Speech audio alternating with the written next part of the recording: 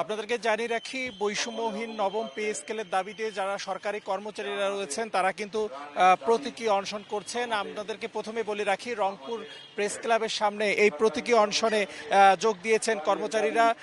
ঠিক সকাল 9:30 থেকে কিন্তু এখন অবধি এই কর্মসূচি চলছে।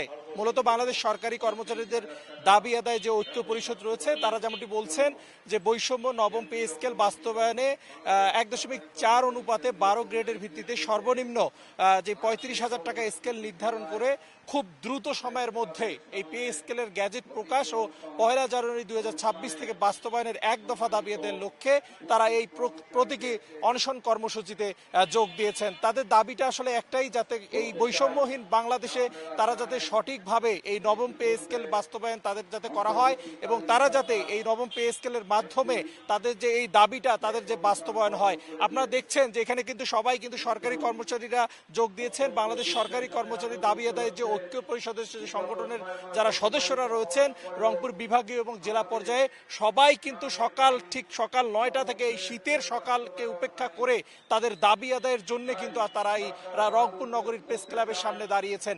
তাদের একটাই দাবি যে বৈষম্যহীন বাংলাদেশে নবম পে স্কেল যাতে বাস্তবায়ন করা হয় এবং দ্রুত বাস্তবায়নের মাধ্যমে তাদের যে ন্যায্য দাবি সেটা যাতে সরকার তাদেরকে পৌঁছে দেয়। আমরা অনেকে এখানে দাঁড়িয়েছেন, আমরা কথা বলতে চাই দু একজনের সঙ্গে।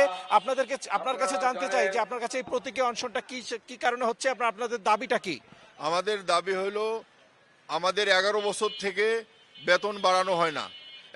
15 সালে আমাদের বেতন বাড়াইছে সরকার, তৎকালীন সরকার।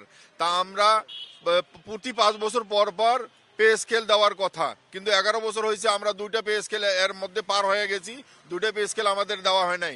কিন্তু অন্তর্বর্তীকালীন সরকার পে কমিশন গঠন করছে পে স্কেল দেওয়ার, নবম পে স্কেল দেওয়ার জন্য।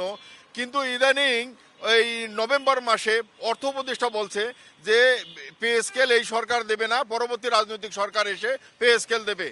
তার কথার ভিত্তিতে আমরা এই কর্মচারীরা আন্দোলনে নামছি যে যেহেতু রাজনৈতিক সরকার আমাদেরকে পে স্কেল দেয় নাই, 2টা পে স্কেল পার হয়ে গেছে।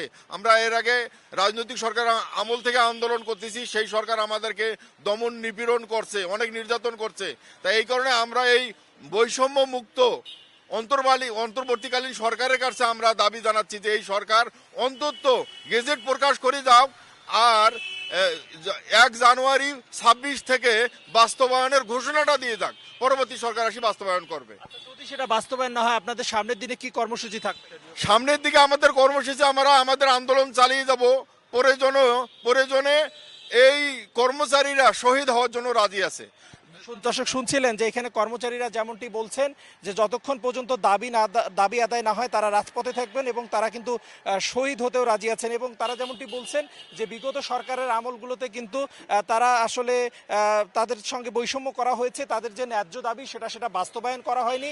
তারা এই যেই সরকার রয়েছেন অন্তর্বর্তীকালীন সরকার, সেই সরকারের মাধ্যমে তাদের যে ন্যায্য দাবিটি সেটি কিন্তু বাস্তবায়ন করার কথা তারা বলছেন এবং সেটা 1 জানুয়ারির মধ্যে যাতে কার্যকর করা হয় এর দাবি কিন্তু এখান থেকে জানানো হয়েছে।